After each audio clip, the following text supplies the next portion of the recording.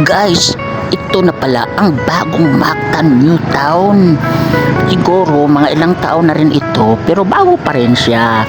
Sa mga gustong maglakbay sa mga iba't ibang mga tourist spots dito sa Cebu, pwede kayong pumunta sa Mactan New Town dito sa Lapu-Lapu City sa Visayas naman. Ito makikita sa mga gustong mag-enjoy at mag-trip sa mga malalayong lugar.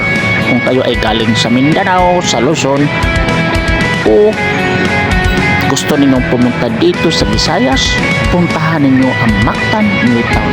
Maganda ito, tingnan ninyo yung tubig, napakaganda ng tubig, nagsashower ang mga bata nga gustong mo tanaw na malingaw kayo, pwedeng maligo, magkabo-kabo ka din na basta walay gwardiya nga makakita. Pwede kayo kang maligo, ayaw lang pasakop sa guard kay human to yun, mapuspusan kas batuta sa gwardya. Maligo ka kanang ikaw ra yun, walay makakita.